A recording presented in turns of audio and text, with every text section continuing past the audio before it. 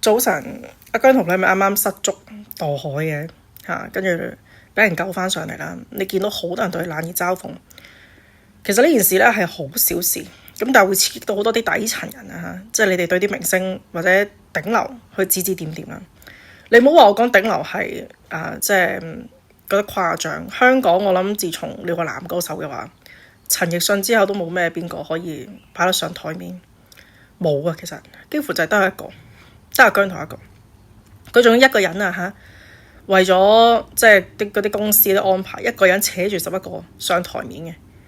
嗰啲咁嘅下緣嗰啲即係唔紅嗰堆咧。琴日我聽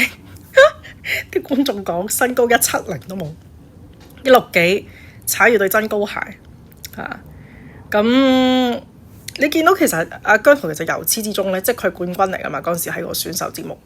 其實佢都係一個好耀眼嘅存在嚟嘅。所以你見到屌鳩佢嗰啲人咧，成日笑佢嗰啲人咧，都係啲馬佬嚟嘅，都係男人嚟嘅。我諗你哋最大睇唔過眼，即係佢呢個人係你唔抵得佢有個底層逆襲上嚟嘅人咯。即係你唔睇得佢有個底層人，但係佢可以做到一個明星，揾到好多錢，好多人中意佢，好多師奶喜歡佢。其實唔係淨係師奶啦，好多女人係中意佢嘅，好多女粉絲嘅。我覺得中意佢真係正常㗎，係嘛？你唔通中意嗰啲佢其他身邊嗰啲妖怪俾李澤楷屌屎忽嗰啲咩？即係你冇理由中意嗰啲㗎嘛？菠蘿雞係菠蘿雞。咁其實你見到佢成個嘅存在即係阿姜濤成個存在都係話緊俾人聽。我唔知你睇唔睇到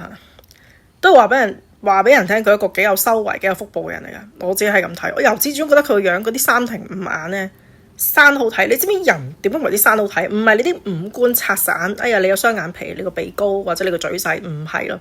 係你糅合埋一齊嗰啲五官，好似啲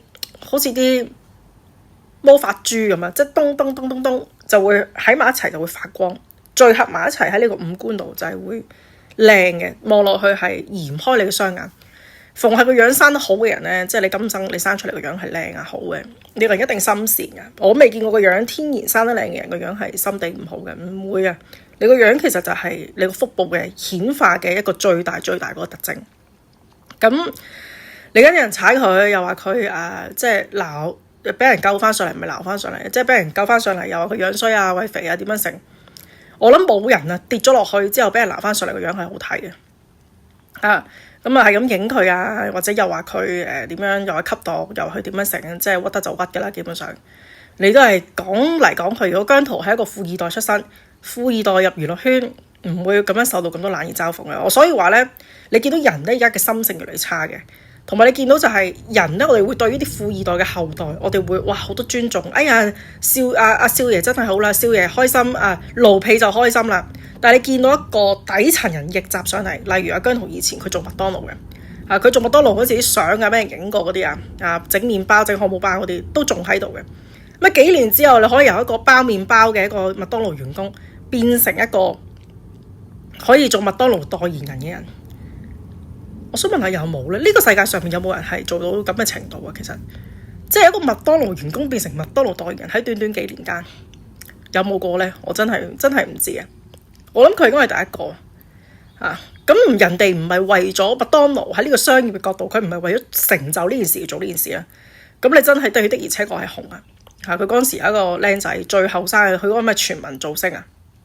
即係選秀選咗出嚟。咁你覺得呢個係咪一個普通人？係咪你哋成日話冇料？啲人成日喺度撩啲事端出嚟講，哎呀你點解咁憎佢咁等啲人係咁瘋狂屌鳩佢啦。哎呀話佢冇料，又話唱歌唔聽，戇鳩。不如你上台，不如你去參加全民造星，你去參加嗰啲咁嘅選秀節目你試下你攞冇獎。真係都好笑，通常啲馬佬先憎佢嘅啫。真係我見到鬧佢嗰啲人全部都係啲男人30零歲40零歲，我撳入去啲 Facebook 啲 profile 咧，全冧部做咗人哋老豆嘅，啲仔女都10零歲、10歲、8歲跟住喺度影嗰啲咩全家福又或者基督徒哎呀 God is love is God， 跟住咩乜鬼嘢Father of the Son of the Bitch 嗰啲，我真係頂唔順，我頂唔順啲馬佬真係咁話佢。所以你諗下，你 at the end 你係咁屌鳩佢，你都係妒忌佢啫嘛。其實講到尾你就係妒忌姜濤啊，唔使話我係咪粉絲啦，你哋又話我係嗰啲咩粉絲，我知道佢嘅嘢係好表面嘅啫，我冇特登追佢啲嘢睇。但係琴日有觀眾啊，我唔知係咪粉絲嚟嘅，即係姜濤嘅粉絲，即係話俾我聽佢喺直播佢講咩？佢話佢以前好窮啊，同阿爸即係 share 一碗麵啊，即係阿爸就飲咗嗰啲味精湯，自己就食嗰啲麵，即係佢一個好窮嘅出身，跟住都冇乜價值啦，去到而家做個明星。咁你哋有啲人又話佢 hea 對啲粉絲啊，其實 hea 對咪好咯，一日見咁多人嗰啲咩握手會、揸手會嗰啲。其實佢冇可能會對你好熱情嘅。如果佢對你好熱情，其實只有係咩男明星會對啲女粉絲好熱情咧？譚詠麟啦，搞嗰啲咁嘅自己啲女粉絲揚晒啦，佢都冇話唔認嘅。自己有魅力啊嘛，你一啲女明星嗰啲女粉絲撲上嚟俾我屌嘅。咁咩嗰個叫咩羅志祥啊、吳亦凡啊，呢啲咪會咯，咪對啲粉絲好熱情啦，揀好似選妃咁嘛，成紮女人撲埋嚟，咁我逐個揀邊個我睇得上眼，咁就問個經理人問佢攞電話。你哋有啲人都有呢啲經歷㗎，你可能就會覺得俾個明星睇上係好光榮嘅一件事，咁所以你就見到，即係你唔係 hea 下先係正常咩？即係佢成楷嘅，其實姜濤成個人都好鬼正氣，好鬼正常㗎。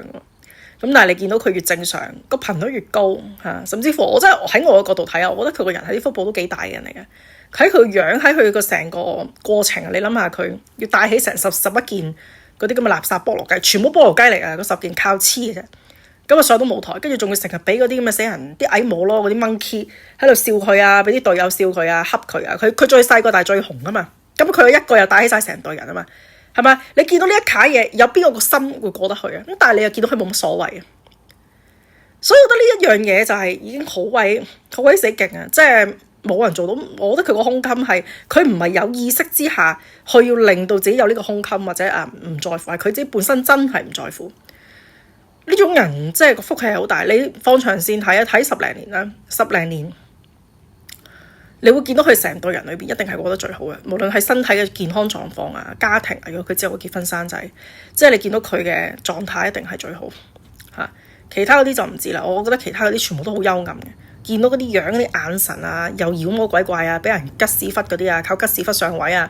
或者係即係嗰啲人好嗰種精明嗰種嘅，其實扭曲晒嘅成個人。有啲人可能你哋以為精明，就覺得自己可以特別攞到呢個世間嘅財富，其實恰恰相反咁 anyway 你見到呢一件事即係跌落海，俾人救翻上嚟，可以咁樣去。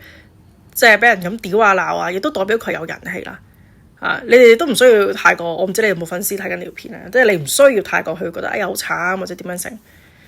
你有價值，先會人係咁詆毀你係咁講嘅同埋你留意到成隊人裏邊咧，即係成隊人裏邊，其實得佢一個係要承受晒所有最唔好嘅輿論亦都係佢一個佢最紅，帶起晒成隊咁樣去上喺一個舞台上邊。我家就覺得佢係一個俗世嘅修行者，即係有啲似，又唔係耶穌嗰種，但係你係類似你要犧牲，好似要消失，要自己虛耗自己嚟到去成就別人，跟住自己又冇乜所謂自己又唔覺得痛苦嘅嗰種咁嘅狀態你見到佢而家就算成日俾人笑呢笑路，我都覺得即係一個咁後生嘅男仔即係佢個消化力都係好強，即係證明佢本身個人胸襟就係廣闊，同埋佢係唔介意去 mention 佢以前自己